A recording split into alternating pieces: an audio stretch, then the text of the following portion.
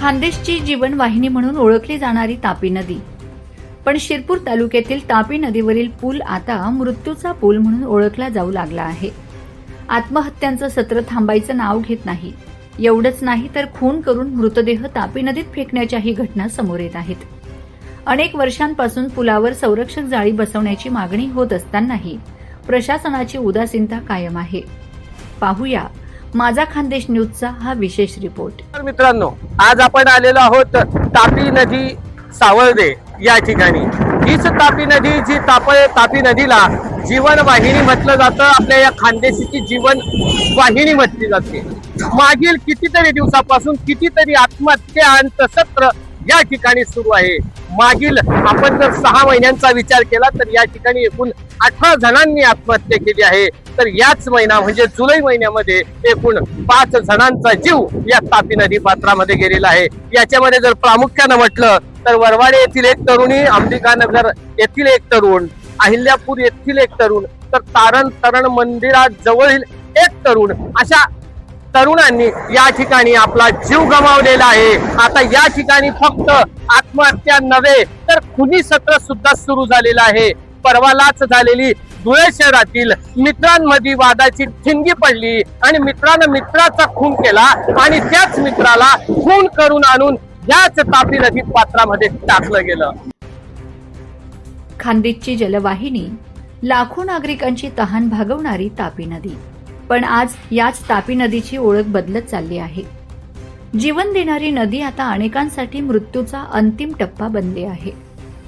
शिरपूर तालुक्यातील तापी नदीवरील पुलावरून उड्या मारून आत्महत्या करण्याचं प्रमाण दिवसेंदिवस वाढत आहे.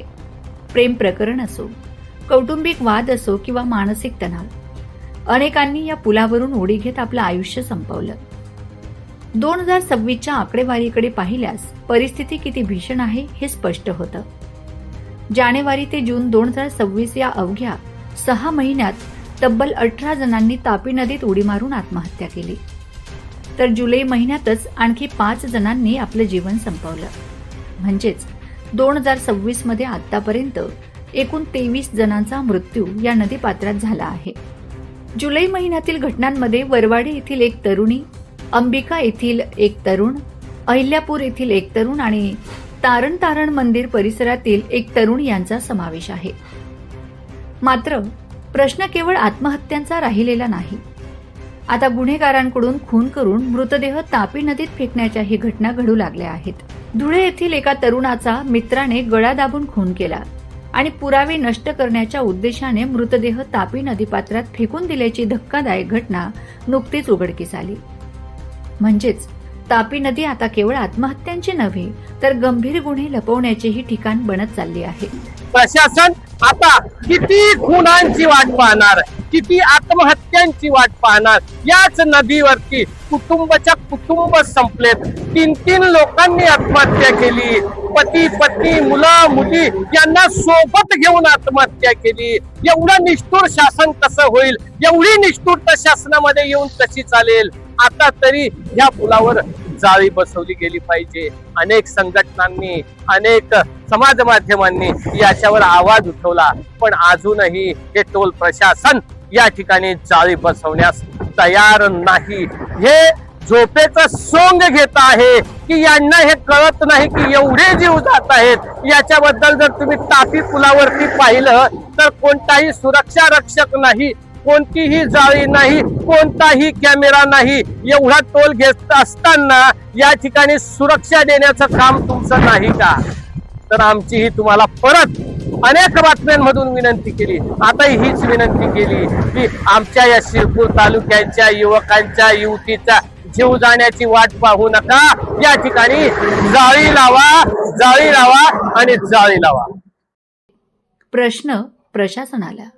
पुलावर संरक्षक जाळी बसविण्याची मागणी अनेक सामाजिक संघटना, विविध राजकीय पक्ष आणि लोकप्रतिनिधींनी वेळोवेळी केली.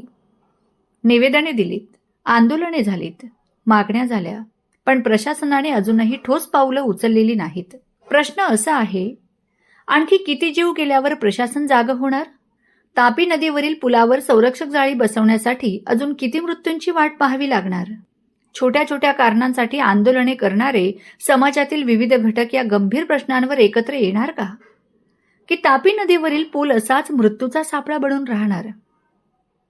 खान्देशची जलवाहिनी म्हणून ओळखली जाणारी तापी नदी प्रशासनाच्या निष्काळजीपणामुळे शववाहिनी बनू देणार का?